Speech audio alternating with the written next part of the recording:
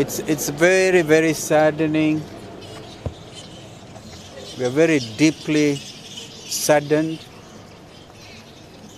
to witness what we have witnessed today. Young men in their early 20s na wazee wawili hivi walipatikana in the crossfire pande huko Ambassador near the archives, National Archives, mmoja kule, mwingine alipatikana karibu na GPO, obviously by a stray bullet, and he was very humorous. He told me that this was the first time he was participating in these demonstrations, and he was just watching to see what's going on, and then he was caught. So he said, first time unlucky, but he's alive.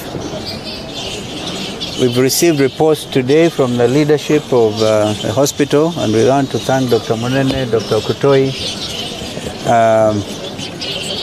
and the administration of this hospital for receiving and treating scores and many, many Kenyans. We received a report that over 200 people were brought in. Unfortunately, 2 of them were dead on arrival and 3 died while receiving treatment. And that is one wing that we visited. So you can see, you can begin to imagine the trauma, the suffering by the Kenyan people and this nation. As we speak, we have a nation that is deeply troubled, deeply insecure. I don't think there's any Kenyan who is feeling happy today. I don't even think William Ruto himself is feeling happy because of the shock if he was. Because as a parent, how does he wake up every morning and imagine what happened? And yet, not a word since the happenings on Tuesday from the so-called government spokesperson, not a word from Inspector General of Kenya Police, or the commandant here, the infamous Bungei. I'm speaking after the president of the Law Society, Feather Odhiambo, and I don't know what she told you. But in my view, as senior counsel, we're going to document every case, perhaps even revisit the International Criminal Court, and this time talk to them about the atrocities committed against the Kenyan people by a regime which is heartless, which calls its own citizens traitors, they're committing treasonous acts.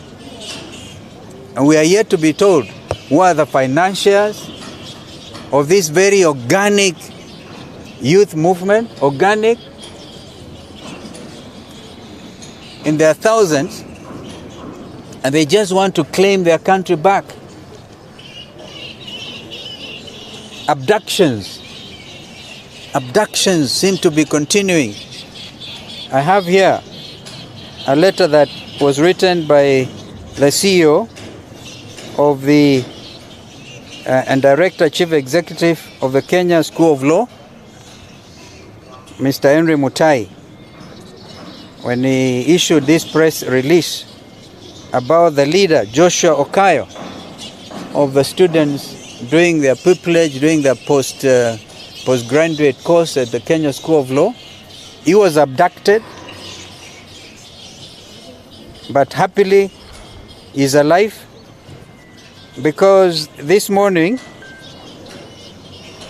the student was found in Murang'a hungry, very hungry, by a river bank. You can see that style of abducting student leaders, of terrorizing them, perhaps trying to indoctrinate them. This is not the country our forefathers fought for.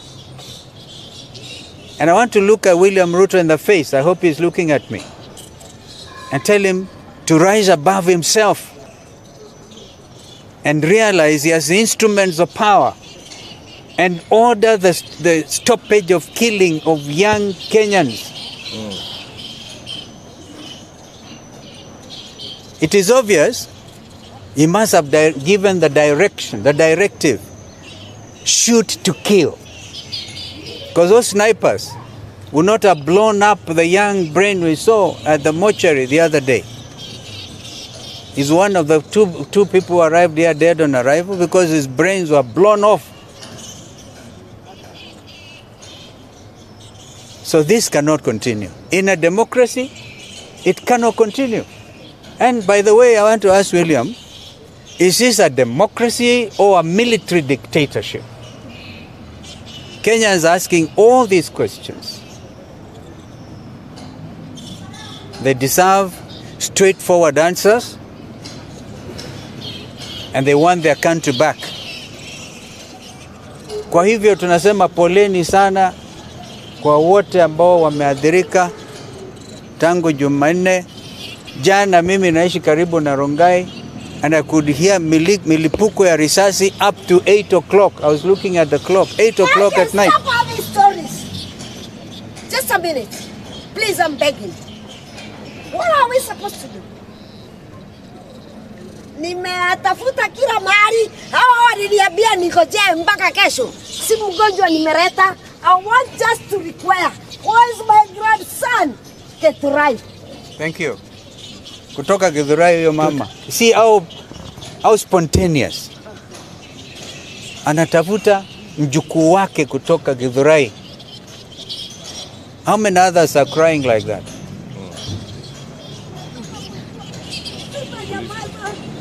So the police. Where's my grandson?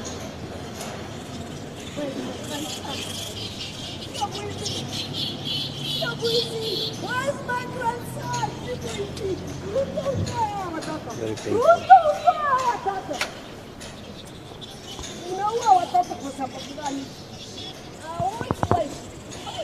I don't even know how I can continue because she expresses the emotion in the hearts and the minds of Kenyans. It is possible for people who have negative energy to think we may have even asked that huyo mama Shoshua kuja alia hapa. We didn't even know. In fact, I was frightened myself. I thought she was going to throw me out. But that is reflective of the anger, the anguish Kenyans are going through. But I want to say one thing. God is on the throne. God will save our land. He will not allow this country to go down by people who want to demonstrate opulence. Young people are saying, even if you are stealing our resources, please don't vomit on our shoes, as one time Edward Clay, the famous British High Commissioner to Kenya, said. Yani munakula mpaka munatutapikia. Vijana wamesema la. And I think that for me, what has happened in Kenya is a real reawakening. The spirit of Kenyans who are saying there shall be democracy, there shall be open governance, because from today anybody is going to throw out words and those millions in church functions, millions, they will now be asking, where have you stolen from? So this is now a new country, thanks to Gen Z. Gen Z, even Gen Alpha. Nimeona mtoto anauliza maswali makali sana. So this reawakening cannot be in vain. Rex Masai was the first to go. Rex Masai. And then Evans, who I think is getting buried today. Those young men could not have died in vain. This must be a new country. And how to begin, where to end, is an issue. God save Kenya. If there's any question, thank you.